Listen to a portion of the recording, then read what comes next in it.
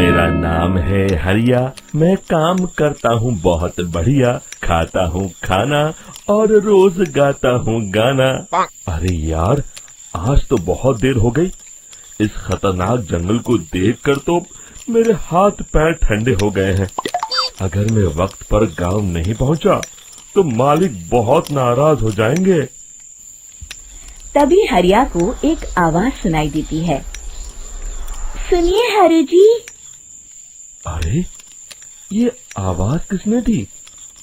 तभी हरिया को सामने कुछ दूर एक औरत खड़ी दिखाई देती है। अरे भाई, ये औरत अकेली इतनी रात को इस जंगल में क्या कर रही है? चलकर पूछना पड़ेगा। फिर हरिया अपनी बैलगाड़ी उस औरत के सामने लाकर रोक देता है और उससे पूछता है।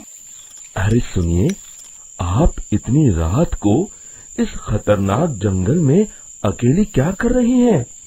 तभी वो औरत मीठी आवाज में कहती है, अरे हरु जी, आप आ गए। मैं कब से आपका इंतजार कर रही थी। वैसे तो यहाँ से काफी लोग गुजर चुके हैं, लेकिन मैं खास आपका इंतजार कर रही थी। अच्छा, तुम सच कह रही हो? मुझे तो यकीन नहीं हो रहा है। वो क्या है ना, आज तक किसी ने मुझसे इतने प्यार से बात नहीं की। हाँ हाँ हरु जी, मैं सच कह रही हूँ। अब देर मत करिए और जल्दी से मुझे मेरे घर तक छोड़ दीजिए। हाँ हाँ, कौन सी बड़ी बात है, अभी छोड़ देता हूँ। आप मेरे पीछे बैलगाड़ी में बैठ जाइए और मुझे रास्ता बताते चलिए। फिर वो औरत हरिया की बैलगाड़ी में बैठ जाती है और हरिया बैलगाड़ी हाँकता हुआ आगे चल पड़ता है। फिर उस औरत के बताए हुए रास्ते पर चलते चलते हरिया बैलगाड़ी लेकर एक काली गुफा के आगे आकर रुक जाता है। हरिया उस औरत से पूछता है, हाँ देवी जी, आपका घर कहाँ है? यहाँ तो एक गुफा के अलावा और कुछ नहीं है। तभी अचानक वो औरत हवा में उड़ने लगती है। देखते ही देखते उसका सुंदर रूप एक डरावनी चुड़ैल में बदल जाता है और वो जोर जोर से हंसती है। अरे तू तो एक नंबर का बेवकूफ निकला। तू तो बड़ी आसानी से मेरी बातों में आ गया।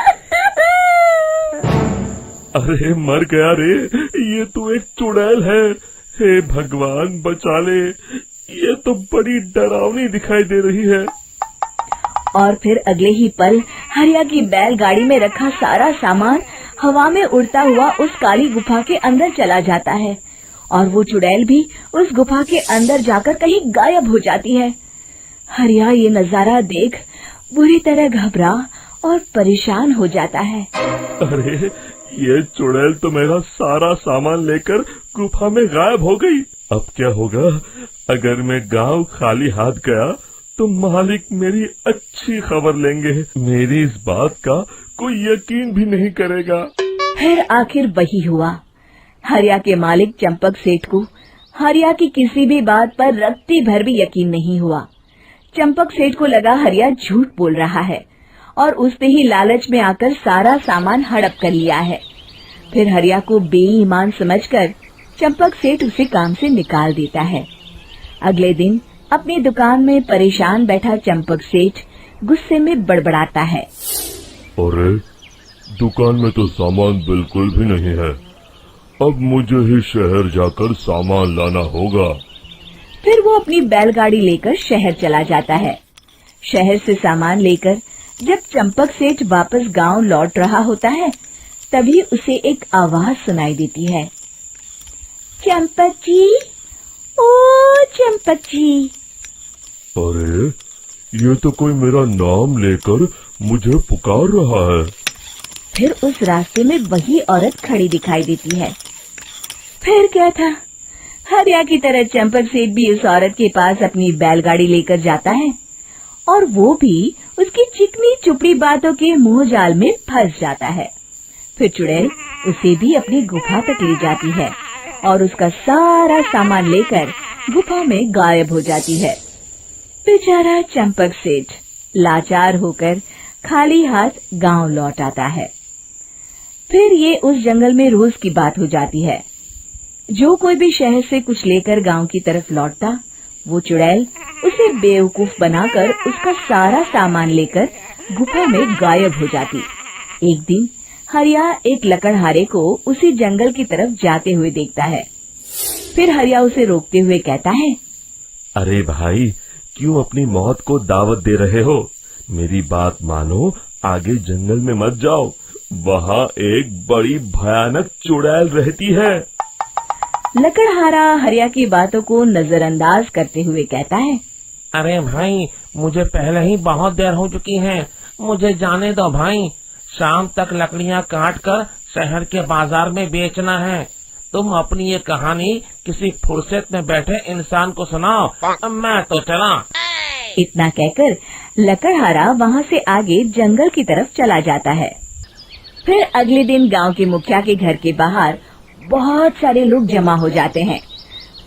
तभी हाथ में कुल्हाड़ी लिए खड़ा लकड़हारा कहता है, अरे मुखिया जी, अब आप ही हमें बचाइए उस जंगल वाली चुड़ैल से।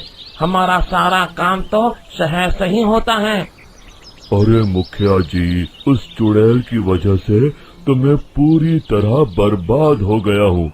हम सबको मिलकर उस चुड़ैल का कोई इलाज करना पड़ेगा। तभी भीड़ में खड़ा वीरा कहता है, आप लोग चिंता मत करिए, कल से वो चुड़ैल किसी को नहीं लूट पाएगी। मेरे पास एक बहुत अच्छी तरकीब है। तभी चंपक सेठ उसका मजाक उड़ाते हुए कहता है, अरे तेरा नाम वीरा है तो क्या हुआ? तूने अभी उस चुड़ैल को देखा नहीं है? जाकर अपना काम कर, बड़ा आया। तब मुखिया जी कहते हैं, नहीं चंपक सेठ, मुझे लगता है हमें इस लड़के को एक मौका देना चाहिए। फिर सभी गांव वाले मुखिया जी की बातों से सहमत हो जाते हैं और वीरा शाम को एक बैलगाड़ी में कुछ सामान लादकर उस जंगल की ओर चल देता है। वीरा, ओ वीरा, कहाँ जा रहा है? तभी वीरा मुड़ के देखता है, वही चुड़ैल एक औरत के रूप में खड़ी है। अरे बहन जी, मैं आपको ही ढूंढ रहा था। देखिए, मैं आपके लिए क्या लाया हूँ। हैं? अरे वाह, तो खुद मेरे लिए इतना सामान लाया है। तू ही अकेला गांव में समझदार है। जरा देखो, मैं भी खोल के, बड़े भूख लगी है। जैसे ही चुड़ैल उस सामान पर से कपड़ा हटाती है, एक भगवान शिव की तेज रोशनी उसके अंदर मूर्ति से निकलती है और चुड़ैल अपने असली रूप में आकर जलने लगती है। अरे मैं जल रही हूँ, बचाओ! बचाओ! ओम नमः शिवाय, मर गई मैं! देखते ही देखते वो चुड़ैल राख के साथ उड़ जाती है और सभी गांव वाले भी वहां जाते हैं। शिक्षा बुराई पे सदा अच्छाई की ही जीत होती है।